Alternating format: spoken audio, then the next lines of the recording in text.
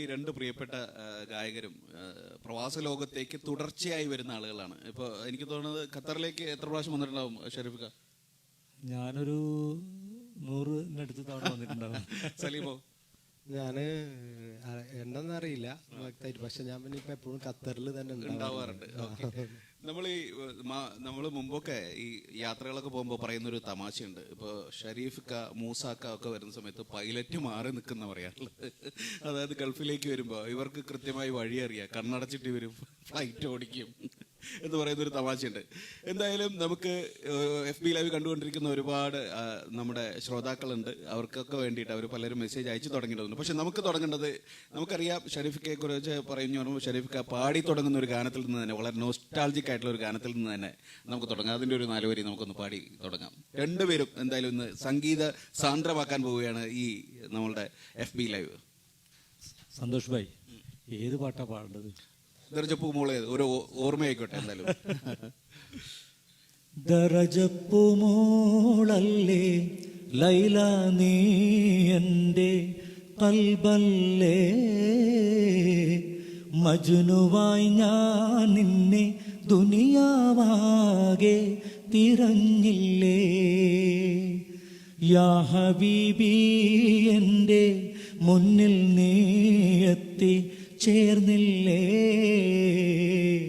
മൗത്തോളം വേർപെട്ട ജീവിതം ഇനിയില്ലല്ലോ. ഇപ്പോഴും ഷോ തുടങ്ങുമ്പോൾ ഈ പാട്ടിൽ നിന്ന് തുടങ്ങാറുണ്ടോ? വളരെ ഗൃഹാതുരമായ ഓർമ്മയാണല്ലോ. എല്ലാ പ്രോഗ്രാമിനും ഈ പാട്ട് ആവശ്യപ്പെട്ടുകൊണ്ടേയിരിക്കും. വരാറുണ്ട് അല്ലേ? സലീമിന്റെ ഒഴിവാണ്. സലീമിന് ഇഷ്ടപ്പെട്ട സലീമിന്റെ തന്നെ ഒരു ഗാനം അങ്ങനെ ചോദിക്കുന്നതിൽ എത്രത്തോളം ശരിയുണ്ടെന്ന് അറിയില്ല. എങ്കിലും സലീം വളരെ ആസ്വദിച്ച്, സലീം ഉൾക്കൊണ്ട്, സലീമിന്റെ ആത്മാംശം ഉണ്ട് എന്നൊക്കെ തോന്നിയിട്ടുള്ള ഒരു ഗാനം ഉണ്ടെങ്കിൽ അങ്ങനെ പറയുമ്പോ ഷെരീഫ്ക്കയുടെ മുമ്പിൽ ഇരുന്നിട്ട് അങ്ങനെ എനിക്ക് ഏറ്റവും ഇഷ്ടപ്പെട്ട പാട്ട് എന്ന് പറയാൻ പറ്റിയ ഒരു പാട്ടൊന്നും ഇല്ല സത്യം പറയുന്നത്. ഷെരീഫ്ക്കയെ സംബന്ധിച്ചിടത്തോളം വലിയൊരു ബാക്കിയുള്ള മനുഷ്യനാണ്. കാരണം എന്താ വെച്ചാൽ എല്ലാ കാലഘട്ടത്തിലെ എല്ലാ തലമുറയിലെ ആളുകൾക്കൊപ്പം പാടി ഭാഗ്യം ലഭിച്ചൊരു മനുഷ്യൻ. നമ്മളൊക്കെ ഭാഗ്യം കൊണ്ട് എന്തൊക്കെ കുറച്ച് പ്രണയങ്ങളൊക്കെ നഷ്ടപ്പെട്ട ആളുകളൊക്കെ ഉള്ളത് കൊണ്ടൊക്കെ ഒരു അപ്രതീക്ഷിതമായി പാട്ടുകാരനായ ഒരാളാണ് ഞാൻ. പുതിയ തലമുറയുടെ വളരെ കാൽപ്പനികമായിട്ടുള്ള ഭാഗങ്ങൾ അല്ലെ, പ്രണയം, വിരഹം, ഇതൊക്കെയാണ് നിങ്ങളുടെ കൂടുതൽ വിഷയം. ഷെരീഫ്ക്ക ഭക്തിഗാനങ്ങൾ കൂടുതൽ പാടിക്കൊണ്ട് തുടങ്ങുന്നു. എങ്കിലും ഷെരീഫ്ക്ക പല മേഖലകളിലും എത്തിയിട്ടുണ്ട്. ഇപ്പം നമ്മൾ പറയുന്ന മാപ്പിളപ്പാട്ടിന്റെ എല്ലാ മേഖലകളെയും ഷെരീഫ്ക്ക സ്പർശിച്ചിട്ടുണ്ട്. അപ്പോൾ പാട്ടിലേക്ക് കിടക്കാം. അപ്പോൾ ഞാൻ പറഞ്ഞ എനിക്ക് ഏറ്റവും ഇഷ്ടപ്പെട്ടെന്ന് പറഞ്ഞ പാട്ട്, എന്റെ എല്ലാ പാട്ടുകളും ഞാൻ ഇഷ്ടപ്പെട്ടാലല്ല മറ്റുള്ള ആളുകൾ ഇഷ്ടപ്പെടുള്ളൂ. അപ്പോൾ പ്രത്യേകിച്ച് എനിക്ക് ഏറ്റവും കൂടുതൽ ഒരു പോപ്പുലാരിറ്റി നേടിത്തന്ന പാട്ടുകൾ ഞാൻ കെട്ടിയ പെണ്ണ് എന്ന പാട്ടായിരുന്നു. പക്ഷെ കൂടുതൽ എനിക്ക് ഇഷ്ടപ്പെട്ട പാട്ട് മനസ്സിന്റെ മണിയറയിൽ എന്ന് പറയുന്ന പാട്ടായിരുന്നു.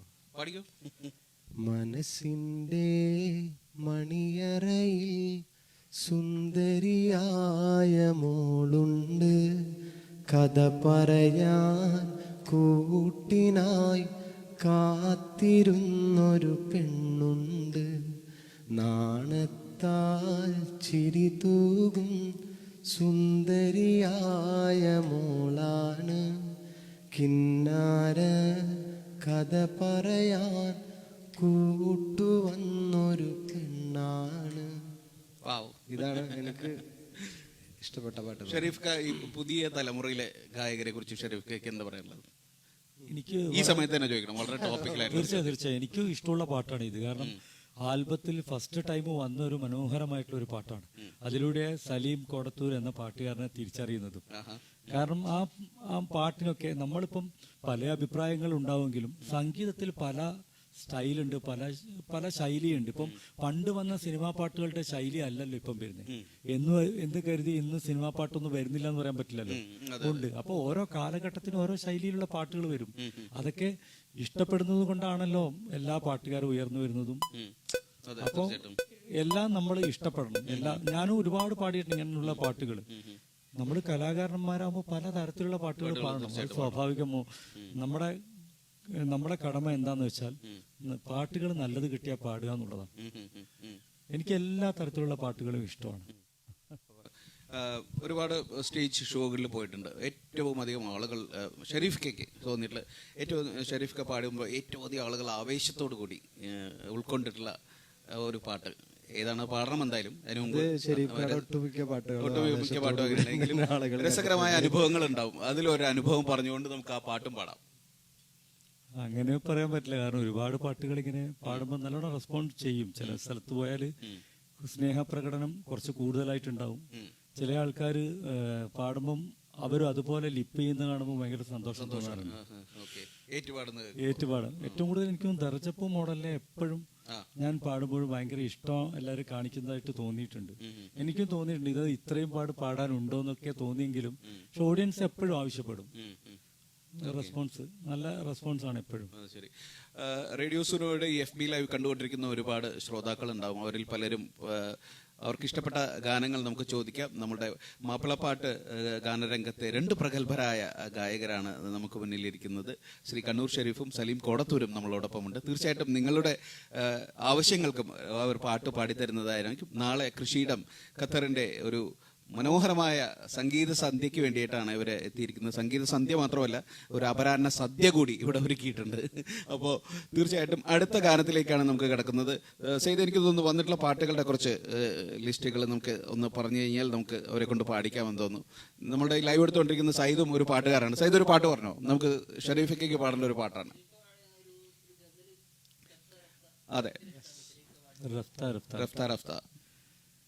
रफ्ता रफ्ता वो मेरे हस्ती का सामा हो गए, रफ्ता रफ्ता वो मेरे हस्ती का सामा हो गए, पहले जा फिर जाने जा, पहले जा फिर जाने जा, फिर जाने जाना हो गए, रफ्ता रफ्ता वो मेरे हस्ती का सामा हो गए.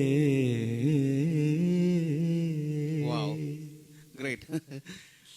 സലീമിക്കെ കുറിച്ച് നമ്മൾ ഷെരീഫിക്കെ കുറിച്ച് നേരത്തെ പറഞ്ഞു. നമ്മൾ മാപ്പിളപ്പാട്ടിൻ്റെ എല്ലാ വിഭാഗങ്ങളിലും ഇപ്പോൾ മൊയിൻകുട്ടി വൈദ്യർ അടയാളപ്പെടുത്തിയിട്ടുള്ള അത് മുതൽ മാലപ്പാട്ടുകൾ മുതൽ ഭദ്രപാട്ടുകൾ മുതൽ പടപ്പാട്ടുകൾ മുതൽ ഇതുവരേക്കുള്ള എല്ലാ ആ മ്യൂസിക്കൽ ആൽബം വരെയുള്ള ഒരു മേഖലയിലൂടെ നാളിതുവഴികളിലൂടെ കടന്നു വന്നിട്ടുള്ള ഒരാളാണ്. ഷെരീഫിക്കെ ഏറ്റവും അധികം സ്വാധീനിച്ചിട്ടുള്ള ഒരു മാപ്പിളപ്പാട്ടിലെ ഒരു ഗായകനാരാണ്? ഞാൻ ബാക്കിയുള്ളതും ചോദിക്കുന്നുണ്ട്. ഗസലുണ്ട്, ഈ പറയുന്നത് പോലെ തന്നെ ഭക്തിഗാനങ്ങളുണ്ട്, പ്ലേ ബാക്ക് സിംഗിങ് ഉണ്ട്. അത് ഒരുപാട് ഗായകരെ എനിക്ക് ഇഷ്ടമാണ്. അങ്ങനെ ആരും ഇഷ്ടമല്ല എന്ന് നമുക്ക് പറയാൻ പറ്റില്ല. വളരെ ഡിപ്ലോമാറ്റിക് ആയിട്ടുള്ള ഗായകരുടെ സ്വാധീനിച്ചിട്ടുള്ള ഒരു വ്യക്തിത്വം ആരാന്ന് വെച്ചാൽ എനിക്ക് ഏറ്റവും കൂടുതൽ സ്വാധീനിച്ചിട്ടുള്ള ഒന്ന് നമ്മുടെ SA ജമീലാണ്. എന്നെ ഏറ്റവും കൂടുതൽ സ്വാധീനിച്ച ആള്. പിന്നെ M കുഞ്ഞി മൂസ സാഹിബ് എന്ന് വെച്ചാൽ താജുദ്ദീന്റെ വാപ്പ. ഇവർ 2 പേരാണ് ശരിക്കും എന്നെ ഏറ്റവും കൂടുതൽ സ്വാധീനിച്ചത്. കാരണം SA ജമീൽ എന്ന് പറയുമ്പോൾ ഞാൻ ഈ കത്തുപാട്ട് കേട്ട സമയത്ത് എനിക്ക് തോന്നി എന്തൊരു എഴുതിയതും ട്യൂൺ ചെയ്തതും പാടിയതും അദ്ദേഹമാണ്. അത് അതുപോലെ ഇനി പാടാൻ പറ്റൂല, മൂപ്പര് പാടി വെച്ചത് പോയാൽ. അതുപോലെ പിന്നെ ഒരുപാട് എപ്പോഴും ആവശ്യപ്പെടും. അത് എന്റെ ഇഷ്ടം കൊണ്ട് ഞാൻ പാടുകയാണ് കൂടുതലും. അതുപോലെ അതിന്റെ വരികള് അതുപോലെ അല്ലേ, ഒരു അസാധ്യം എഴുത്തല്ലേ, അതെന്നെ ഭയങ്കരമായിട്ട് സ്വാധീനിച്ചു. ഏതൊരു പ്രവാസിയുടെയും ഉള്ളിൽ നൊമ്പരമുണ്ടാക്കുന്ന ഒരു പാട്ടാണ്. എനിക്ക് അമ്പിളി ചേച്ചിയാണ് അത്. പിന്നെ കത്ത് പാടിയത് മറുപടി ജമീൽ സാഹിബ് തന്നെയാണ് പാടിയത്. അത് ശരി, ഓക്കെ. അപ്പം ഞാൻ നേരത്തെ പറഞ്ഞ പോലെ ഏതൊരു പ്രവാസിയുടെയും ഉള്ളിൽ നൊമ്പരമുണർത്തുന്ന ഗൃഹാതുരമായ ഒരു പാട്ട് തന്നെയാണ്. അയാളുടെ പരിഭവങ്ങളുണ്ട്, അവരുടെ പരിവേദനങ്ങളുണ്ട്, അങ്ങനെ ഒരുപാട് കാര്യങ്ങൾ ഉൾപ്പെട്ടിട്ടുള്ള ഈ ഒരു പാട്ടിന്റെ വരിയാണ് ഇനിയിപ്പോ ഷരീഫ് നമുക്ക് വേണ്ടി പാടിത്തരാൻ പോകുന്നത്. ഇത് അമ്പിളി ചേച്ചി പാടിയ എത്രയും ബഹുമാനം നല്ലൊരു പടം. എത്രയും ബഹുമാനപ്പെട്ട എൻ്റെ പ്രിയ ഭർത്താവ് വായിക്കുവാൻ സ്വന്തം ഭാര്യ എഴുതുന്നതെന്തെന്നാലേറെ പീരീശത്തിൽ ചൊല്ലിടുന്നു അസ്സലാം. ഞങ്ങൾക്കെല്ലാം സുഖമാണീ വീട് എന്ന് തന്നെ എഴുതിയിടട്ടെ. മാറുനാട്ടിൽ നിങ്ങൾക്കും അതിലേറെ ക്ഷേമമാണെന്ന് കരുതി സന്തോഷിക്കട്ടെ. എഴുതിയറിയിക്കാൻ കാര്യങ്ങൾ 100 എഴുതുകയല്ലാതെ വേറെന്ത് വഴിയുണ്ട്. എന്മിഴികൾ തൂകും കണ്ണുനീരതു കണ്ട് എൻ കരൾ വേദന കാണുവാനാരുണ്ട്. എങ്ങനെ ഞാൻ ഉറങ്ങും കീടന്നാലും എങ്ങനെയുറക്കം വരും. ഈ കത്തിന് ഒരു മറുപടി തന്ന് സങ്കടം തീർത്തിടണേ. ഇടയ്ക്കിടെ എന്നെയും ഓർത്തിടണേ. സൂപ്പർ. ഇത് ഫീമെയിലിന്റെ വരിയായതുകൊണ്ടാണ് എനിക്ക് പെട്ടെന്ന് പക്ഷേ ഈ മെമ്മറി. പറയുന്നത് പോലെ തന്നെ ഈ ഇവിടെയുള്ള ഓരോരുത്തർക്കും കൃത്യമായി റിലേറ്റ് ചെയ്യാൻ പറ്റാവുന്ന, പ്രവാസികൾക്കൊക്കെ റിലേറ്റ് ചെയ്യാൻ പറ്റാവുന്ന വരികൾ തന്നെയാണ് എസ് എ ജമീലൊക്കെ എഴുതിച്ചിരിക്കുന്നത്. സലീമിലേക്കാണ് ചോദ്യം പോകുന്നത്. സലീമ, ഷരീഫൊക്കെ കഴിഞ്ഞിട്ടുള്ള അടുത്തൊരു തലമുറയിലേക്കാണ് കടന്നു വരുന്നത്. സലീമിനെ ഒരു മാപ്പിളപ്പാട്ട് ഗായകനാവണം എന്ന് സലീമിന്റെ ഉള്ളിൽ തോന്നിപ്പിച്ച ഏതെങ്കിലും ഒരു മൊമെന്റ് ഉണ്ടാവുമല്ലോ. അത് സലീം പാടി തുടങ്ങുന്ന ഒരു മൊമെന്റ് ഉണ്ടോ, അല്ലെങ്കിൽ ആരെങ്കിലും ഇതുപോലെ ഇൻസ്പയർ ചെയ്തിട്ടുണ്ടാവും? അത് ഓർക്കുന്നുണ്ടോ? ഞാൻ മാപ്പിളപ്പാട്ട് ഫീൽഡിൽ വരുന്നത് ഒരു എഴുത്തുകാരനായിട്ടാണ്, മ്യൂസിക് ഡയറക്ടറായിട്ടൊക്കെ. അതെ, ആദ്യം അങ്ങനെയാണ് പേരുകൾ കേട്ടിട്ടുണ്ടായിരുന്നത്, വന്നിരുന്നത്. അപ്പോൾ എൻ്റെ കൂടുതൽ പാട്ടുകൾ അഫ്സൽക്കായിരുന്നു പാടിയിരുന്നത്. ഷെരീഫ് ഖാടൊക്കെ ഗാനമേള ഞങ്ങളുടെ നാട്ടില് കല്യാണ പ്രോഗ്രാമുകൾ അന്ന് വലിയ ടീമിന്റെ കല്യാണങ്ങളിൽ മാത്രം ഗാനമേള. അപ്പൊ ദൂരെ നിന്നിട്ടൊക്കെ ഷെരീഫ് ഖാനെ കാണാനുള്ള ഭാഗ്യം കിട്ടിയിട്ടുണ്ട്. അപ്പൊ ഒരിക്കലും ഞാനൊരു പാട്ടുകാരനാവും. ഞാൻ ആകെ മദ്രസയിൽ നബിദിനങ്ങളിൽ ദഫ് പഠിപ്പിക്കുക, അതിന്റെ പാട്ടുകൾ പാടുക എന്ന ഒരു ഇത് മാത്രമേ ഉള്ളൂ. എന്റെ കുടുംബപരമായിട്ട് അല്ലെങ്കിൽ ആരും തന്നെ ഈ രംഗത്ത് പ്രവർത്തിക്കുന്ന ആരുമില്ല. അപ്പൊ മാപ്പിളപ്പാട്ടിനോട് ഭയങ്കര ഇഷ്ടമായിരുന്നു. അതില് ഇതേപോലെ മൂസക്കാട്, ഷെരീഫ് ഖാടെ പാട്ടുകളൊക്കെ. അപ്പോൾ ഞങ്ങളുടെ നാട്ടിലൊന്നും അങ്ങനെ മാപ്പിളപ്പാട്ടിന് വലിയൊരു അധികം ആരാധകരില്ലാത്തൊരു കാലമായിരുന്നു. അപ്പൊ മാപ്പിളപ്പാട്ട് കേൾക്കുന്നവരെ തന്നെ കുറെ ആളുകൾ ഇങ്ങനെ പരീക്ഷിക്കുകയും തമാശയില്. പിന്നീട് ഞാൻ എഴുത്തുകാരനായി അഫ്സൽക്കായിരുന്നു എൻ്റെ പാട്ടുകളൊക്കെ പാടിയിരുന്നത്. അപ്പോൾ പിന്നീട് അഫ്സൽക്ക ഏകദേശം എൻ്റെ ഒരു 10-83 പാട്ട് അഫ്സൽക്ക പാടിയിട്ടുണ്ട്. പിന്നെ ആദർശക്ക, വിധുവേട്ടൻ എല്ലാവരും. ഷെരീഫ് ഖാ മാത്രമേ എൻ്റെ പാട്ട് പാടരുത്തുള്ളൂ. ആ സമയമുണ്ട്. അപ്പോ അത് കഴിഞ്ഞ് പിന്നീട് ഞാൻ ട്രാക്ക് പാടി. അപ്പൊ അഫ്സൽക്ക അന്ന് UAE പോകുന്ന സമയത്ത് തിരക്കാണ് അഫ്സൽക്ക. അപ്പോൾ എയർപോർട്ടിൽ പോകുന്നതിന്റെ മുന്നെയാണ് എന്നോട് വന്നിട്ട് പാടി തരുന്നത്. അപ്പോൾ ഒരു പാട്ട് ബാക്കിയപ്പോൾ എന്നോട് പറഞ്ഞു, അത് മോൻ തന്നെ പാടിക്കോ, അതല്ലേ നല്ലത് എന്നൊക്കെ പറഞ്ഞു. അപ്പോൾ പിന്നെ ഞാൻ ഷാഫിക്ക അന്ന് ഭയങ്കര തിരക്കിൽ നിൽക്കുന്ന സമയത്ത് ഷാഫിക്ക പാടേണ്ട പാട്ടായിരുന്നു സത്യത്തിൽ ഞാൻ പാടിയ പാട്ട്. അപ്പൊ ഷാഫിക്കാക്ക് കുറച്ച് വളരെ തിരക്കായിരുന്നു. അപ്പൊ ഇരുന്നല്ലോ. അപ്പൊ പ്രൊഡ്യൂസർ പറഞ്ഞു, എന്തെന്ന് നീ തന്നെ ആകണ്ട് പാടിക്കോ എന്നൊക്കെ പറഞ്ഞിട്ടാണ് ആദ്യമായിട്ട് പൊട്ടനിൽ ലോട്ടറി അടിച്ചെന്നൊക്കെ പറയുന്നത്. ഞാൻ ആദ്യമായിട്ട് ഒരു പാട്ട് ഉള്ളിൽ ഒരു ഗായകനാകണമെന്നുള്ള ഒരു ആഗ്രഹം ഉണ്ടായിരുന്നു. എനിക്കിപ്പോഴും സത്യം പറയണമെങ്കിൽ ഒരു സംഗീതത്തെ കുറിച്ച് ഒന്നും അറിയില്ല, ശരിക്കും രാഗങ്ങളെ കുറിച്ച് അറിയില്ല, ശ്രുതി ചേർത്ത് പാടാപ്പോഴും അറിയില്ല. പക്ഷെ എനിക്ക് ആക്ടിങ്ങിനോട് നല്ല താല്പര്യം. അപ്പോൾ ഞാനും എല്ലാവരും ഇടയിൽ നിന്ന് പറയുന്നത് ഇവരൊക്കെ ഇടയിൽ വെച്ചിട്ട് ക്യാമറക്ക് മുമ്പിൽ അഭിനയിക്കാൻ വിളിച്ചോളൂ. പക്ഷെ ഇപ്പൊ ഷെരീഫ് ഖാന്റെ മുമ്പിൽ ഇരുന്ന് പാടുമ്പോൾ ഞാൻ മറക്കുന്നുണ്ട് സത്യം പറയാൻ. ഇപ്പൊ കുറച്ച് കാലങ്ങൾക്ക് ശേഷമാണ് ഞാൻ ഷെരീഫ് ഖാനെ വീണ്ടും ഒന്നിച്ചു കൂടുന്നത്. മറ്റേത് ഒട്ടുമിക്ക പ്രോഗ്രാമുകളിൽ ഷെരീഫ് ഞങ്ങളൊക്കെ ഒരുമിച്ചുണ്ടാവാറുണ്ട്. ഇപ്പൊ കുറച്ച് ഒരു 1-1.5 വർഷമായിട്ട് കുറച്ച് ഒരു ഡ്രീം കം ട്രൂ മൊമെന്റ് എന്നൊക്കെ പറയുന്നത് അങ്ങനെയല്ലേ സലിമ? എന്താണെന്ന് വെച്ചാൽ വളരെ ദൂരെ നിന്ന് കണ്ടിരുന്ന ഇപ്പൊ നിങ്ങൾ ഒന്നിച്ചിരുന്ന് സംസാരിക്കുന്നു, പ്രോഗ്രാം ചെയ്യുന്നു. ഇപ്പൊ പറഞ്ഞതുപോലെ തന്നെ ഷെരീഫ് ഖായുടെ കൂടെ ഒരു പാട്ട് ഇതുവരെ പാടിയിട്ടില്ല എന്ന് പറയുന്നു. എല്ലാ മാപ്പിളപ്പാട്ട് ആരാധകരും കേൾക്കാൻ വേണ്ടി പറയണത് സംഭവിക്കും. ഒരു പ്രോഗ്രാമില് എന്റെ മനസ്സിന്റെ മണിയറ എനിക്ക് വലിയ ആഗ്രഹം ഒന്ന് പാടി കേൾക്കണം. പറഞ്ഞു ഒരു പാട്ട് പാടാനുണ്ട്. ഞാനൊരു കവാലി അജ്മീർ ആജനെ കുറിച്ചൊരു പാട്ട് ഷെരീഫ് ഖാക്ക് പാടി വെച്ചിട്ടുണ്ട്, ഇപ്പൊ ചെയ്തു വെച്ചിട്ടുണ്ട്. അത് എന്റെ ഒരു ആഗ്രഹമാണ്. ഷെരീഫ് എന്തായാലും ഈ അഭിമുഖം അതിനൊരു നിമിത്തമാവും, അതിനൊരു ആക്കം കൂട്ടും എന്നാണ് എനിക്ക് പറയാനുള്ളത്. അങ്ങനെ അഫ്സൽക്ക ആയിരുന്നു എന്റെ ഇഷ്ടം. ഞാൻ അഫ്സൽക്ക എനിക്ക് ആർക്ക് ഡേറ്റ് കൊടുക്കാത്ത സമയത്ത് അഫ്സൽക്ക എനിക്ക് വേണ്ടി പാടി തന്നിരുന്നു. പിന്നീട് മാപ്പിളപ്പാട്ടിനെ കുറിച്ച് അഫ്സൽക്ക് ഒരു പാട്ട് അറിയാതെ പാടിപ്പോയി. അത് കുറച്ച് വിവാദങ്ങളൊക്കെ സൃഷ്ടിച്ച്. ആ സമയത്ത് അതിന് മറുപടി ആയിട്ട് ഒരു ടീം എന്നോട് പറഞ്ഞു, അതിന് മറുപടി ആയിട്ട് ഞങ്ങളൊന്ന് എഴുതിനൊന്നും പാടാം. അപ്പൊ എനിക്ക് അധികം ഒരു വിദ്യാഭ്യാസത്തിന്റെ കുറവൊക്കെ ഉണ്ടാവും. ഞാനാണെങ്കിൽ ആ പാട്ട് പാടിപ്പോയി ചെയ്യും. പക്ഷെ അത് അഫ്സൽഖായുടെ മനസ്സിൽ വല്ലാത്ത വേദന ഉണ്ടാക്കിയിട്ടുള്ള ഒരു പാട്ടായിരുന്നു ഞാൻ കൊടുത്ത മറുപടി പാട്ട്. ഞാൻ അത്ര ചിന്തിച്ചില്ല, നമുക്ക് പൈസ കിട്ടുന്നു പാടുന്നു എന്ന് പറഞ്ഞ അഫ്സൽഖ അതേപോലെ പറഞ്ഞായിരുന്നു. അതുപോലെ മാനസികമായിട്ട് അഫ്സൽഖാന്റെ കുറച്ച് അകലം ഉണ്ടായി. പിന്നീട് അഫ്സൽക്കയെ കണ്ടുമുട്ടിയ സമയത്തൊക്കെ ഞാൻ മനസ്സുകൊണ്ട് 1000 വട്ടം അഫ്സൽക്കയുടെ കാൽക്ക് വീണ് മാപ്പ് പറഞ്ഞിട്ടുണ്ട്. പിന്നീട് എനിക്ക് ഈ രംഗത്ത് ഏറ്റവും കൂടുതൽ ഷാഫിക്ക വലിയൊരു പ്രചോദനം നൽകിയിട്ടുണ്ട്. എൻ്റെ കുറവുകൾ എന്നതാണ് മോനെ അങ്ങനെ പറഞ്ഞ എല്ലാ കാര്യത്തിനും ഷാഫിക്കയുടെ ഒരു സപ്പോർട്ട് എനിക്കുണ്ട്. ശരി. അപ്പോൾ ഞാൻ പറഞ്ഞു എൻ്റെ ആഗ്രഹിച്ച സ്ഥാനം, ഞാൻ പ്രതീക്ഷിച്ചതിലപ്പുറമുള്ള സ്ഥാനത്തേക്കൊക്കെ എത്താൻ കഴിഞ്ഞു. ഇപ്പോൾ ഞാൻ ഒരു 2 ഫിലിം ചെയ്തുകൊണ്ടിരിക്കുകയാണ്. അപ്പോൾ അതിലൊന്നിൽ നായകനായിട്ടാണ് ചെയ്യുന്നത്.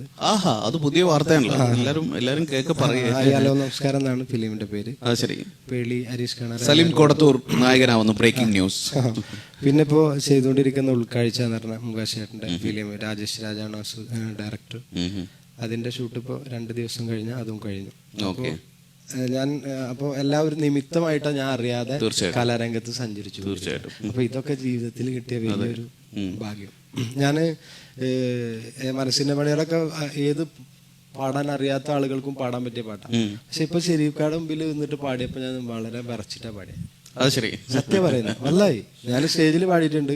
ഞാൻ ഷെരീഫ് കായ കൊണ്ട് എൻ്റെ ഒരു ആഗ്രഹമാണ് ഷെരീഫ് ഒന്ന് പാടി ഓർമ്മയുണ്ട്. ഷെരീഫ് കാക്ക് ഒരിക്കൽ 4 പേര് ഞാൻ ഷെരീഫ് കായ കൊണ്ട് പാടിപ്പിച്ചിട്ടുണ്ട്.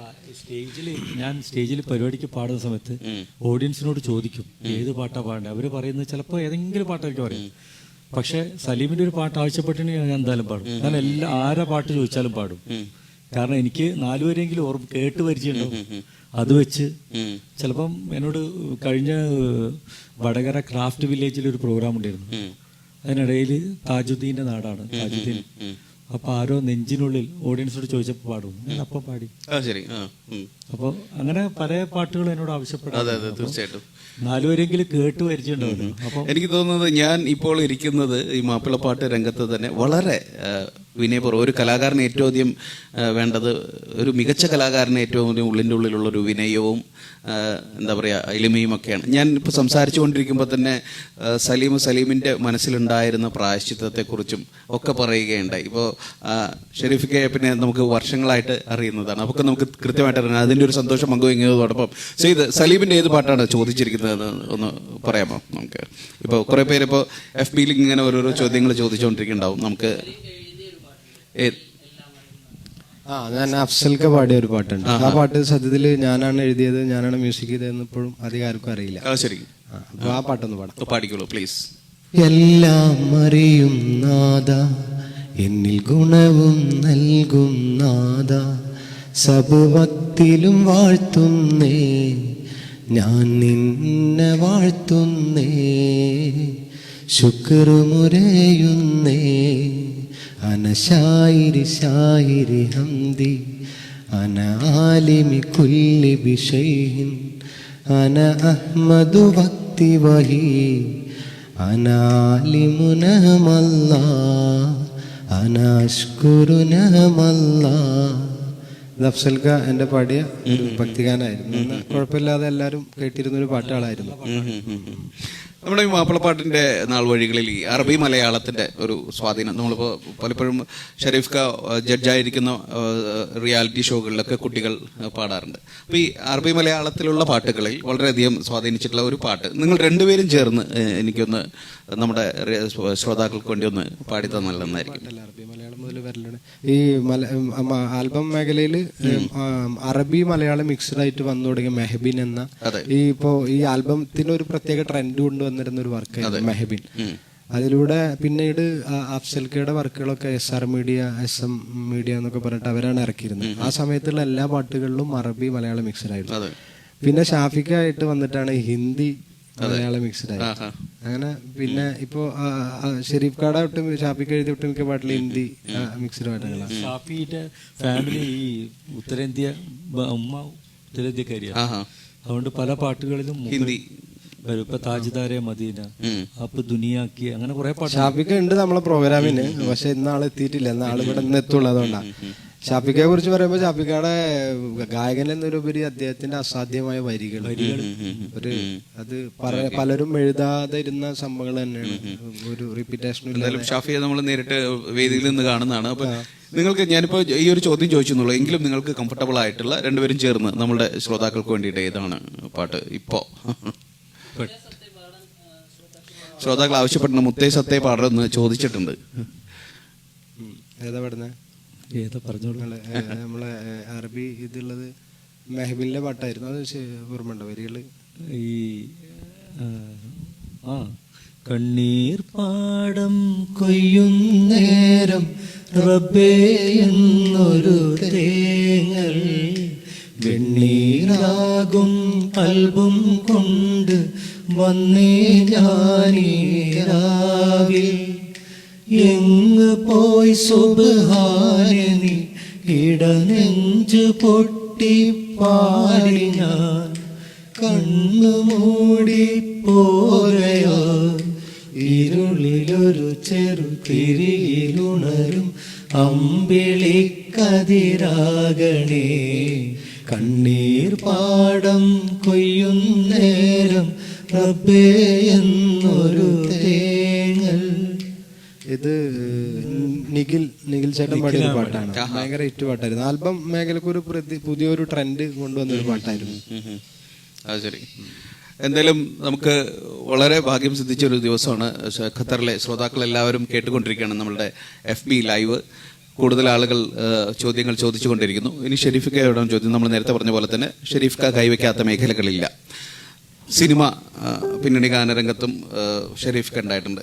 ഏത് ഗാനങ്ങളാണ് ഒരു പക്ഷേ വൈകി ഇത് മനസ്സിലാക്കുന്ന ആൾക്ക് അല്ലെങ്കിൽ പുതിയ തലമുറയിലുള്ള ആളുകൾക്ക് ചിലപ്പോൾ ഷെരീഫിക്കയെ കുറിച്ച് ഞാൻ പറയുന്നതിനേക്കാൾ ഷെരീഫിക്ക പാടി അത് മനസ്സിലാക്കിപ്പിക്കുന്നതിനായിരിക്കും കൂടുതൽ താല്പര്യം? ഞാനൊന്ന് രണ്ട് മൂന്ന് സിനിമയിലേ പാടിയിട്ടുള്ളൂ. ആദ്യം പാടിയത് ഗോഡ് ഫോർ സെയിൽ എന്ന കുഞ്ചാക്കോ ബോബന്റെ ഒരു പടമുണ്ട്. അതിൽ ഒരു അയ്യപ്പ ഭക്തിയാണ് ഫസ്റ്റ് പാടി. അത് ജയമാഷിന്റെ കൂടെ, ജയമാഷിന്റെ കൂടെയാണ് പാടിയത്. അത് പിന്നെ നിക്കാഹ് എന്ന ഒരു സിനിമയിലെ ഒരു പാട്ടുകാരനായിട്ട് പാടി വീഡിയോ പാടുന്നതായിട്ട് അഭിനയിച്ചു. പിന്നെ ഒരു വേറൊരു സിനിമ ഓൺ ദ വേ അങ്ങനത്തെ ഒന്ന്. ഇപ്പോൾ തന്നെ വളരെ പ്രസക്തമായിട്ടുള്ള ഒരു കാര്യം ചോദിച്ചോട്ടെ. നേരത്തെ പറഞ്ഞു എൻ്റെ അടുത്ത് സിനിമയിൽ പെർഫോമറായിട്ടാണ് കൂടുതൽ താല്പര്യമുണ്ടായിരുന്നതെന്ന് പറഞ്ഞു. അപ്പോൾ സലീം പെർഫോമറായിട്ട് ഇതാവുന്നു. അതോടൊപ്പം തന്നെ ഒരുപാട് കുട്ടികൾ പെർഫോമറായി വരുന്ന വേദിയിൽ ജഡ്ജായിരിക്കുന്നു ഷെരീഫിക്ക. ഒരു പാട്ട് പ്രോപ്പർലി കമ്മ്യൂണിക്കേറ്റ് ചെയ്യാൻ വേണ്ടിയിട്ട് ഏത് തരത്തിൽ അവിടെ ഒരു പെർഫോമൻസിൻ്റെ ഇത് എത്രത്തോളം ഉപകരിക്കുന്നുണ്ട്? നിങ്ങൾ ആ ഒരു ഇതിനെ സപ്പോർട്ട് ചെയ്യുന്നുണ്ടോ? A singer must be A performer എന്നുള്ളത് നിങ്ങൾക്ക് അതിന് യോജിക്കുന്നുണ്ട്? ഷെരീഫ്, രണ്ട് കാലഘട്ടത്തിലുള്ള ആളുകളോടുള്ള ഒരു ചോദ്യമാണ് അത്. ഇപ്പം എന്താ പറയാ, ഇന്നത്തെ കാലത്ത് ഇപ്പം ഒറ്റൊരു ഉദാഹരണം ഞാൻ പറയാം. പണ്ട് ഒരു മ്യൂസിക് ഡയറക്ടർ എന്ന് പറയുമ്പോൾ പാട്ട് മാത്രമേ കമ്പോസ് ചെയ്യുള്ളൂ. പാട്ട് മാത്രം ആ സിനിമയ്ക്ക് വേണ്ടിയിട്ട്. ഇപ്പം രവീന്ദ്ര മാഷ് ആ പാട്ട് കമ്പോസിങ് മാത്രമാണ്. ഓർക്കസ്ട്രേഷൻ ചെയ്യുന്നത് രാജാമണി സാറോ അങ്ങനെ വേറെ ഓർക്കസ്ട്രേഷനും കാര്യങ്ങളൊക്കെ അവരാ ചെയ്യുക. പാട്ട് കമ്പോസിങ് മാത്രം. അപ്പം അത് ഇന്നത്തെ കാലത്ത് വരുമ്പോൾ എന്തായി? ഇപ്പൊ ഗോപി സുന്ദർ എന്ന് പറഞ്ഞാൽ എല്ലാം ചെയ്യുകയാണ്. ഒരു സിനിമയുടെ RR അടക്കം ചെയ്യുകയാണ്. മൊത്തം കോൺട്രാക്ട് കൊടുക്കുക അവർക്ക്. ഓഡിയോ, പാട്ട്, സംഗീതം, പാടിക്കുന്നത്, രചന ഒക്കെ അധികാരമുള്ളത് ഈ ഗോപി സുന്ദറിനോ ബിജി ബാലിനോ അങ്ങനെയുള്ള മ്യൂസിക് ഡയറക്ടർമാർക്കാണ്. കാരണം അവരെല്ലാം ചെയ്യുന്നു. കാര്യങ്ങൾ വളരെയധികം എളുപ്പമായി അല്ലേ? RR ചെയ്യുന്നു. RR ചെയ്യാ പണ്ട് അങ്ങനെയല്ല, പാട്ട് മാത്രം കമ്പോസിംഗ് ആണ്, വേറെ ഒന്നുമില്ല. ഇതിപ്പോ ഓൾ ഇൻ ഓൾ. അത് ശരിക്കും പറഞ്ഞാൽ അത്രയും കാലിബറും ടാലന്റും വേണം എന്നാലും ചെയ്യാൻ പറ്റുള്ളൂ. അപ്പൊ അതിന്റെ ഒരു വ്യത്യാസം കാലഘട്ടത്തിന്റെ മാറ്റമായിട്ട് മാത്രമേ കാണുന്നുള്ളൂ. അപ്പൊ തീർച്ചയായിട്ടും ഒരു പെർഫോമർ കൂടി ആവണമെന്നുള്ളത് തന്നെയാണ്. പ്രത്യേകിച്ച് ഒരു സ്റ്റേജ് പെർഫോമർ ആയിരിക്കും പോലെ. അതെ, സ്റ്റേജ് പെർഫോമൻസിൽ വരുന്ന യൂത്തിന് അങ്ങനെ വേണം. അല്ലാതെ പണ്ടത്തെ പോലെ നിന്ന് പാടിയാലൊന്നും ആളുകൾക്ക് അത്ര എത്രത്തോണ്ട് കാഴ്ചവെക്കാൻ പറ്റും അത്രത്തോണ്ട് കാഴ്ചവെക്കണം. പിന്നെ വേറൊന്നും വെച്ചാൽ ഇപ്പം ഒരാൾക്ക് വരാനൊരു വഴി എന്ന് പറയുന്നത് കാസറ്റ് ഇല്ല, CDs ഇല്ല, CD ഷോപ്പില്ല, ഓൺലൈൻ മാത്രമേ ഉള്ളൂ. അപ്പൊ നമ്മൾ സ്വാഭാവികമായിട്ട് ഒരു പാട്ട് പ്രസന്റ് ചെയ്യണമെങ്കിൽ ഒന്നിക്ക് അസാധ്യമായിട്ട് പാട്ട് പാടിയിട്ട് ചെയ്യണം, അല്ലെങ്കിൽ പാടി അഭിനയിക്കണം. ഇങ്ങനെയൊക്കെ ആൾക്കാർ അറിയുള്ളൂ അല്ലേ? ഇപ്പൊ പിന്നെ അവസരങ്ങളുണ്ടല്ലോ എല്ലാ സോഷ്യൽ മീഡിയ. തീർച്ചയായിട്ടും ഇപ്പൊ ഒരു എന്റെ അഭിപ്രായത്തിൽ പറയുകയാണെങ്കിൽ ഒരു സിനിമയിൽ പാടുന്നതിനേക്കാളും നല്ലത് ഒരു അസാധ്യമായിട്ടുള്ള ഒരു പാട്ട് നമ്മൾ യൂട്യൂബില്, ഫേസ്ബുക്ക്, സോഷ്യൽ മീഡിയയിൽ നമ്മൾ പാടിയിടുക എന്നുള്ളതാ. അത് എത്ര വ്യൂവേഴ്സ് കണ്ടു കഴിഞ്ഞാൽ അയാൾക്ക് അത് മതി, വേറൊരു സിനിമയിലും പാടണ്ട. ഐഡന്റിറ്റി അല്ലേ? തീർച്ചയായിട്ടും. അപ്പോൾ ഈ FB ലൈവ് കണ്ടുകൊണ്ടിരിക്കുന്നവർക്ക് ഒരു റിമൈൻഡർ ഒരിക്കൽ കൂടി ഓർമ്മിപ്പിക്കുകയാണ്. ഇത് റേഡിയോ സുനോ 91.7 FM FB ലൈവാണ്. നമ്മളോടൊപ്പം ഉള്ളത് മാപ്പിളപ്പാട്ട് ഗാനരംഗത്തെ രണ്ട് പ്രശസ്തരായ കലാകാരന്മാരാണ്. ശ്രീ കണ്ണൂർ ഷരീഫും സലീം കോടത്തൂരുമാണ് നമ്മളോടൊപ്പം ഉള്ളത്. ഖത്തറിന്റെ അതിഥികളായി അവരിവിടെ എത്തിയിരിക്കുന്നത് നാളെ ഇവിടെ നടക്കുന്ന കൃഷിയിടത്തിലെ സദ്യയ്ക്ക് വേണ്ടിയിട്ടാണ്. കൃഷിയിടം സദ്യയും അതോടൊപ്പം തന്നെ ഒരു സംഗീത സായാഹ്നവും നാളെ ഇവിടെ ഉണ്ട്. അപ്പോൾ നാളെ അടിച്ചു പൊളിക്കാൻ തകർക്കാനാണ് ഇവരെത്തിയിരിക്കുന്നത്. ഇന്നത്തെ ദിവസത്തിന്റെ മറ്റൊരു പ്രത്യേകത, ഇന്നത്തെ ദിനം പ്രസക്തമാവുന്നത് മലയാളത്തിന്റെ ഗാനഗന്ധർവനായ ശ്രീ യേശുദാസിന്റെ പിറന്നാൾ ദിനം കൂടിയാണ് എന്നുള്ളതാണ്. ദാസേട്ടൻ ഒരുപാട് മാപ്പിളപ്പാട്ടുകൾ പാടിയിട്ടുണ്ട്. അപ്പോൾ അത് തീർച്ചയായിട്ടും നിങ്ങളെ എല്ലാവരും ഇൻസ്പയർ ചെയ്തിട്ടുള്ള മാപ്പിളപ്പാട്ടുകൾ. ദാസേട്ടന്റെ മാപ്പിളപ്പാട്ടുകളിൽ ഓരോന്ന് രണ്ടുപേരും നമ്മുടെ ശ്രോതാക്കൾക്ക് വേണ്ടി പാടണമെന്നാണ് എനിക്കിപ്പോൾ അഭ്യർത്ഥിക്കാനുള്ളത്. ഒരുപാട് പാട്ടുകളുണ്ടല്ലോ, അടിപൊളിയായിട്ടുള്ള ദാസേട്ടന്റെ എല്ലാ പാട്ടുകളും മരിക്കാത്ത പാട്ടുകൾ. എങ്കിലും നിങ്ങൾക്ക് ഇഷ്ടപ്പെട്ട പാട്ട്? ഞാനൊരു മെലഡി പാടാം, ഒരു ഭക്തിഗാനം പാടാം. ഓക്കെ അല്ലേ? ഓക്കെ. ബിസ്മില്ലാഹിർ റഹ്മാനിർ റഹീം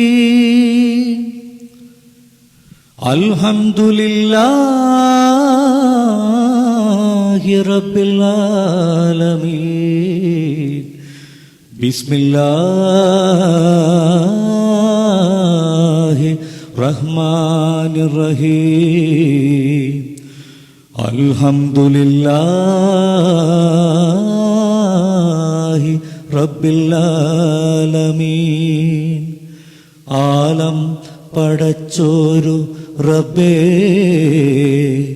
എങ്ങു വിളങ്ങുന്ന ഹക്കേ, ആരാധനയ്ക്കർഹൻ നീ മാത്രം, റൂഹിന്നോടയവൻ നീ മാത്രം.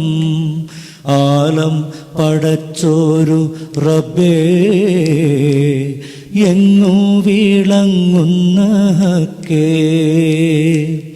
ആരാധനയ്ക്കർഹൻ നീ മാത്രം, റൂഹിന്നോടയവൻ നീ മാത്രം. വാവ്, മാഷാ അല്ലാഹ്. എന്തായാലും മലയാളത്തിന്റെ ഗന്ധർവഗായകൻ ഇദ്ദേഹത്തിന്റെ കാലഘട്ടത്തിൽ ജീവിക്കുന്നത് തന്നെ മഹാഭാഗ്യമാണെന്ന് എല്ലാവരും പറയുന്ന ഒരു, എവിടെയും എപ്പോഴും എല്ലാവരും പറയുന്ന ഒരു കാര്യമാണ്. തീർച്ചയായിട്ടും സലീമിന് ഏത് പാട്ടാണ്? ദാസേട്ടന്റെ പാട്ടുകൾ ഞാൻ ആദ്യമൊക്കെ ആയിട്ട് കേട്ടുവരുന്നത്, എൻ്റെ ഓർമ്മ വെക്കുന്ന സമയത്തൊക്കെ നമ്മളിപ്പോ കരയാനും പറയാനും മനം തുറന്നിരക്കാനും നീയല്ലാതാരുമില്ല കോനേ, എൻ്റെ കരളിൻ്റെ ഒരുക്കങ്ങളറിഞ്ഞു നീ അനുഗ്രഹം ചൊരിയണമെൻ്റെ തമ്പുരാനേ. അന്ന് ഇവിടെ ഏത് കല്യാണങ്ങളിലായാലും വീട്ടിൽ വെറുതെ ഇരിക്കുമ്പോൾ എല്ലാവരും ജോലി എടുക്കുന്ന സമയത്തൊക്കെ ഈ പാട്ടുകൾ ഇങ്ങനെ പാടിട്ടാ. ദാസേട്ടന്റെ പാട്ടുകളാണ് അന്നൊക്കെ നമ്മൾക്ക് കേട്ടിരുന്നത്. അതോടൊപ്പം തന്നെ ഈ സങ്കര ഭാഷയിലുള്ള പാട്ടുകൾ ഒരുപാട്, സംസ്കൃത പമകരി ഉണ്ട്, ആകെ ചുറ്റുലകത്തിലുണ്ട്. ഉരുളടി കനവറിവാഞ്ചോറും ദിനമിലെ, അങ്ങനെ കുറെ പാട്ടുകളുണ്ട്. ദാസേട്ടന് ഒരുപാട് ഇപ്പോഴും മാപ്പിളപ്പാട്ടില് തെക്കോട്ടുള്ള ആൾക്കാർ ആവശ്യപ്പെടുന്ന പാട്ടുകളൊക്കെ സംസ്കൃത പമകരിയും ആകെ ചുറ്റിലെ കരയാനും പറയാനും ഒക്കെയാണ്. എന്തായാലും നിങ്ങൾക്ക് രണ്ടുപേർക്കും ദാസേട്ടന് ഒരു പിറന്നാളാശംസ കൊടുക്കാനുള്ള ഒരു പാട്ടുണ്ട്. പിന്നെ ഇതേപോലെ നിലാവ് എന്ന ആൽബത്തിൽ ഷരീഫ് പാടിയ പാട്ട് ഇപ്പോൾ എല്ലാ കല്യാണത്തിന്റെ പ്രോഗ്രാമിലായാലും സ്റ്റേജ് ഷോകളിലാണെങ്കിലും ചെയിലിൽ ആ പാട്ട് ആളുകൾ എടുത്ത് പാടാറുണ്ട്. എനിക്ക് അതൊന്ന് ഷരീഫ് ഒന്ന് പാടി കേൾക്കട്ടെ. അപ്പൊ തീർച്ചയായിട്ടും ഞാൻ കാത്തിരുന്നു ഒരു പാട്ടില്ല, നിലാവ് എന്ന ആൽബത്തിൽ സുലൈമാൻ താനൂർ അങ്ങാനാണ് അത്. മനസ്സിനെ ഇതല്ലേ, ഇളം കൊടിയെ നറുകുളിരായി നീ നെഞ്ചിൽ ഇശലൊളിയായി കുണുങ്ങി നിന്നോളല്ലേ, എൻ കരളെ തേൻമൊഴിയെ നീയുള്ളിൽ പുത്തുലഞ്ഞു പുതു പുതുമണം തൂകിയല്ലോ, എന്നും നീ എൻ കൺമുന്നിൽ പൂക്കാലമായി, നിന്റെ നാണം കാണുമ്പോൾ അതിമോഹമായി കൊഞ്ചും നിധിയേ, നീ എൻ കനവല്ലേ, നീ എൻ നിനവല്ലേ, നീ എൻ കനവല്ലേ, നീ എൻ നിനവല്ലേ. ഈ ഗാനം ഇപ്പൊ അല്ല, ഈ പാട്ടെല്ലാ സ്റ്റേജ് ഷോകളിൽ ഇപ്പൊ ആവശ്യപ്പെടാറുണ്ട്. തീർച്ചയായിട്ടും. അപ്പൊ പൊതുവെ സൗമ്യനും ശാന്തനുമായിട്ടുള്ള ഷരീഫിക്ക സ്റ്റേജിൽ ഒന്ന് ഇളകി പാടുന്ന പാട്ട്. ഓക്കെ. അപ്പോൾ എനിക്ക് തോന്നുന്നത് കൂടുതലായിട്ടും ഒരുപാട് വേദികൾ നിങ്ങൾ കണ്ടിട്ടുണ്ട്. അപ്പോൾ പ്രവാസ ലോകത്ത് തന്നെ ഒരുപാട് വേദികളിലും വന്നിട്ടുണ്ട്. അപ്പോൾ രസകരമായ ഒരുപാട് അനുഭവങ്ങൾ ആരാധകർ ഒരുപാടുണ്ട്. ഷെരീഫിക്കയ്ക്ക് പറയാൻ അങ്ങനെയുള്ള അനുഭവങ്ങൾ വരണം എന്തായാലും ഉണ്ടാവും. ഒരുപാട് അനുഭവങ്ങളുണ്ട്. അതൊക്കെ എങ്കിലും ഈ ആരാധകർ കൂടുതൽ അടുത്തേക്ക് വരുന്നതിന്റെ സംഭവങ്ങളും സ്റ്റേജിൽ വെച്ചിട്ടുണ്ടായിരുന്ന എന്തെങ്കിലും ഓർത്തിരിക്കുന്ന ഒരു അനുഭവം ഉണ്ടാവും? ഒരു പ്രോഗ്രാമിൽ പാടിക്കൊണ്ടിരിക്കുന്ന സമയത്ത് അയാള് ഒരുപാട് ഇഷ്ടം കൊണ്ടാണ് സ്റ്റേജിൽ വന്നു. ആദ്യം എന്നെ ഉമ്മ വെച്ചു, ഇപ്പുറത്തെ കവിളിൽ ഉമ്മ വെച്ചു. അതിനുശേഷം എന്നെ പൊക്കി എടുത്തു. അപ്പൊ ഞാൻ പാടിക്കൊണ്ടിരിക്കുക, ഞാനാകെ പേടിച്ചു, വീണു പോകുന്നുള്ള. പക്ഷെ അയാൾ നല്ല ബലിഷ്ഠനായ ഒരാളായിരുന്നു. പക്ഷെ അത് കഴിഞ്ഞപ്പാട് അയാളെ കുറെ പോലീസുകാരൊക്കെ വന്ന് ഒരുപാട് തല്ലി. അയ്യോ, അങ്ങനത്തെ കാണുമ്പോ അത് എന്നിട്ട് അതിനുശേഷം അയാള് അത് തല്ല് ഞാൻ കണ്ടു. ഭയങ്കര സങ്കടമായി എനിക്ക്. കാരണം ഇഷ്ടം കൊണ്ടാണ്, ആ സമയത്തുള്ള ആവേശം കൊണ്ടായിരിക്കാം. അത് കഴിഞ്ഞ് കുറെ കാലം കഴിഞ്ഞപ്പോ അദ്ദേഹം കണ്ടു ഞാൻ ഒരു സ്ഥലത്ത്.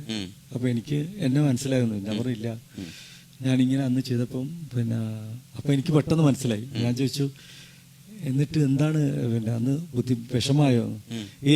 അതൊക്കെ സാധാരണല്ലേ, ഇക്കാന അന്ന് ഉമ്മ വെക്കാൻ പറ്റിയത് എന്റെ വലിയ ഭാഗ്യം, എന്തടി കൊണ്ടാലും കുഴപ്പമില്ല പറഞ്ഞപ്പോ എനിക്ക് ഭയങ്കര എന്തോ ഒരു സന്തോഷമാകും. കാരണം ആ സ്നേഹമാണ്, അവരുടെ സ്നേഹം, അതാണ് നമ്മളെ ഓരോ തവണ ഇവിടെ വരുത്തിക്കുന്നതൊക്കെ. ഏതൊരു കലാകാരന്റെയും ഊർജ്ജമാണ് ഇതുപോലുള്ള ആരാധകർ എന്ന് പറയുന്നത്, അല്ലെ? നമ്മളെ ഇത്രയും മനസ്സുകൊണ്ട് ഇഷ്ടപ്പെടുക എന്നൊക്കെ പറയുന്നത്. സലീമിന് എന്റെ അനുഭവം ഇതുപോലെയുള്ള കുറെ അനുഭവങ്ങളുണ്ട്, വേദനിക്കുന്ന അനുഭവങ്ങൾ ഉണ്ടായിട്ട്. പിന്നെ ഒരിക്കലും ഒരു സ്റ്റേജിൽ ഇപ്പൊ ഷെരീഫ് ഖാനൊക്കെ പാട്ടുകൾ കേൾക്കുമ്പോൾ ഞാൻ ഷെരീഫ് ഖാനെ ഇരുത്തി പൊക്കി പറയല്ല, അല്ലെങ്കിൽ എന്റെ കുറവുകൾ മറ്റുള്ളവർക്ക് വന്ന് ഇതാകുന്നതല്ല.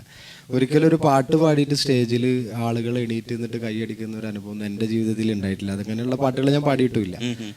പക്ഷെ ഇതുപോലെയുള്ള കുറെ അനുഭവങ്ങൾ ഉണ്ടായിട്ടെങ്കിൽ കൂടി ഒരാള് ഞാൻ ഇന്നവരെ ഒരു ഇന്റർവ്യൂകളിലും പറയാത്ത 2 അനുഭവമുണ്ട്. അത് പറഞ്ഞു കഴിഞ്ഞാൽ ഒരു പക്ഷെ ആരും വിശ്വസിക്കില്ല. എൻ്റെ അടുത്ത നാട്ടില് ഒരു ഹിന്ദു കുട്ടിയാണ്, ഒരു 10-17 വയസ്സായ പയ്യൻ. അപ്പോൾ അവന്റെ പെങ്ങളെ കല്യാണം കഴിച്ചുള്ളത് എൻ്റെ ഒരു ഫ്രണ്ടിന്റെ നാട്ടിലോട്ട്. അപ്പൊ അവര് വഴി ബന്ധപ്പെട്ട് ഇങ്ങനെ മോന് തീരെ സുഖമല്ല. അപ്പൊ അവനൊരു ആഗ്രഹം പറഞ്ഞിട്ടുണ്ട്, സലീമിനൊന്ന് കാണണം എന്നാണ്. അപ്പോൾ ഡോക്ടർമാർ പറഞ്ഞതാണ് ഇവന് ഇഷ്ടപ്പെട്ട ഒരാളെ കാണിച്ചത്. ഞാൻ ഇത് പറഞ്ഞു കഴിഞ്ഞാൽ ചിലപ്പോൾ നാളെ ട്രോളുകളൊക്കെ വരും. ഒരുപാട് ആളുകൾ, എൻ്റെ സുഹൃത്തുക്കളൊക്കെ അതിന് അനുഭവം ഉണ്ടായിരുന്നു. അപ്പോൾ എങ്ങനെ കാണുമെന്ന് പറഞ്ഞപ്പോൾ ഞാൻ പറയുന്ന, അപ്പം ഞാൻ സാധാ ഒരു മുണ്ടും ഷർട്ടൊക്കെ ഇട്ടിട്ടുണ്ട്. അങ്ങനെ എൻ്റെ അടുത്ത് വന്ന് ഒന്ന് വരികയാണെങ്കിൽ ഉപകാരം. ഇപ്പോൾ അമൃതയിലായിരുന്നു, ഇപ്പോൾ രാജ ഹോസ്പിറ്റലുണ്ട് കുട്ടി എന്ന് പറഞ്ഞു. അങ്ങനെ ഞങ്ങൾ കാണാൻ വേണ്ടി പോയിരുന്ന സമയത്താണ് ഇവർ കഥ പറയുന്നത്. ഇവൻ TV കാണാൻ വേണ്ടിയിട്ട് കുട്ടീനെ കെട്ടുന്ന തൊട്ടിലിൽ ഇരുന്നിട്ട് TV കണ്ടു. പോയിമ്പോ കാല് നീട്ടി വെച്ച സമയത്ത് ഇങ്ങനെ എന്തോ കഴിച്ചോട്ട് TV കാണുന്ന സമയത്ത് ഇവൻ തിരിഞ്ഞതില് ഇത് മൊത്തം തൊട്ടിന്റെ കഴുത്തിലിട്ട് ഇവിടുന്നുള്ള ഞരമ്പൊക്കെ അറ്റുപോയിട്ട് ഒന്നുമില്ല, ഇങ്ങനെ കിടക്കുക, ബോധമൊന്നുമില്ല. അപ്പൊ ഡോക്ടർ പറഞ്ഞത് ഇവന് ഏറ്റവും ഇഷ്ടമുള്ള എന്തെങ്കിലുമൊക്കെ ആയ ഇവന് എന്തെങ്കിലും ഒന്ന് റിയാക്ട് ചെയ്ത് ഉണ്ടാവുന്നു. അപ്പൊ മാസങ്ങളോളം അമൃതയിൽ കിടന്നു. അങ്ങനെ അത് കഴിഞ്ഞിട്ട് ആണ് രാജയിൽ ഒരു രക്ഷയില്ല എന്നുള്ള രീതിയിൽ അവിടെ കൊടുന്ന് അഡ്മിറ്റ് ചെയ്തില്ലേ. അപ്പൊ ഇവന് എന്നെ ഭയങ്കര ഇഷ്ടമാണ്. എൻ്റെ ആൽബങ്ങൾ എപ്പോഴും കാണാറുണ്ട്. ഏത് സമയത്തും വാൾപേപ്പർ എൻ്റെ ഫോട്ടോ വെച്ചിരിക്കുന്ന ഒരു 17 വയസ്സ്. അങ്ങനെ എന്നെ വിളിച്ചു. അവിടെ ചെന്ന് ഞാൻ കാണുന്ന സമയത്ത് ഇവനൊരു ഓട്ടീസൊക്കെ ബാധിച്ച പോലെയാണ്. ഇങ്ങനെ ഒന്നുമില്ല, ഇങ്ങനെ നോക്കുന്നുള്ളൂ, കൈയൊന്നും വർക്ക് ചെയ്യുന്നൊന്നുമില്ല.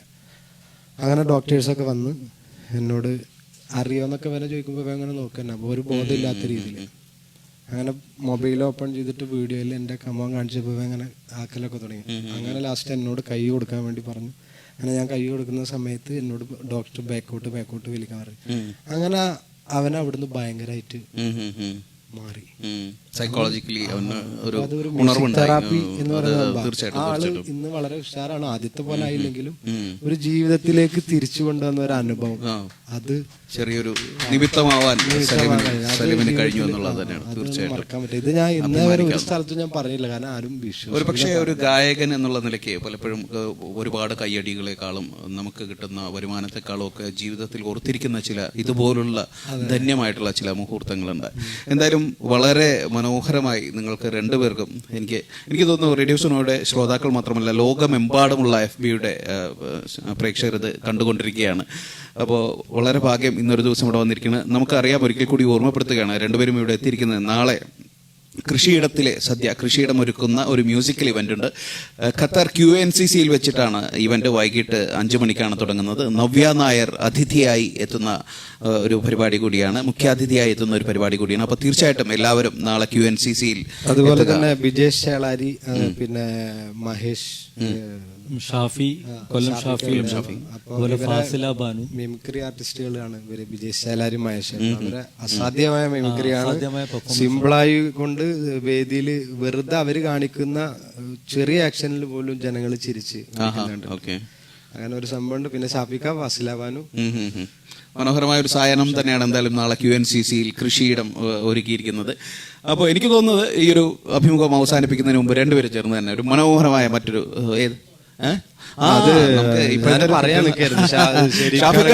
ഷരീഫിക്ക ഇപ്പോ നമുക്ക് സ്റ്റേജുകളിലൊക്കെ എനിക്ക് തോന്നുന്നു പാടി തുടങ്ങിയിട്ടില്ല, കേട്ട് ഞാൻ വരുന്നതിന് മുമ്പ് പറഞ്ഞു കേട്ടു. പൂമുത്തോളെ എന്നുള്ള ഇപ്പോഴത്തെ തരംഗമായിരിക്കുന്ന ഒരു ഗാനം ഷരീഫ് കപ്പാട്. അതിനുശേഷം നമുക്ക് കൺക്ലൂഡ് ചെയ്യാം അല്ലെ? അതെ, അത് ഇപ്പോ എന്താ പറയാ, ഭയങ്കര ട്രെൻഡാണ്. ജോസഫ് എന്ന് പറയുന്ന സിനിമ വളരെ അസാധ്യമായ ഒരു സിനിമയാണെന്നാണ് ഞങ്ങൾ വിജയ് യേശുദാസായിട്ടുള്ള ഒരു അഭിമുഖത്തിൽ വിജയ് പറയണ്ടായിരുന്നു. ഒരുപാട് പേര് അത് വളരെ നെഞ്ചോട് ചേർത്ത്. വിജയേട്ടൻ വളരെ അസാധ്യമായി പാടി വെച്ചിട്ടുണ്ട്. ഭയങ്കര ഫീല്, എന്താ പറയാ. ഇപ്പൊ ഇത്രയും നമ്മൾ കേട്ട സ്ഥിതിക്ക് ഷെരീഫ് ഖാ പാടും. ഞാന് ഈ ഇന്റർവ്യൂ കഴിയുന്ന സമയത്ത് ഷെരീഫ് ഖായെ കൊണ്ട്, എന്നെ കൊണ്ട് അത് എടുത്താ പൊന്തത്തെ പാട്ടാണ്. അപ്പൊ ഷെരീഫ് ഖായെ കൊണ്ടൊന്ന് പാടിപ്പിക്കലതൊക്കെ. ഞാൻ സിനിമ കണ്ടു, ആ പാട്ട് എനിക്ക് ഇഷ്ടമായി. 1-2 വട്ടം കേട്ടതേ ഉള്ളൂ. പിന്നെ അതിന്റെ വരിയൊന്നും എനിക്കറിയില്ല. ജസ്റ്റ് ആ ട്യൂണ് കുറച്ച് അറിയാന്നേ ഉള്ളൂ. അത് ജസ്റ്റ് ഒന്ന് ട്രൈ ചെയ്യും. വരിയൊന്നും ഉണ്ടാവില്ല. എല്ലാരും പറയുന്നു ഷെരീഫയ്ക്ക് പാടാൻ പറ്റിയൊരു പാട്ടാണ്. പൂമുത്തോളേ നീ അരികിൽ മഴയായി പോയതടി, മഴറല്ലേ കണ്ണല്ലേ കൺമണി,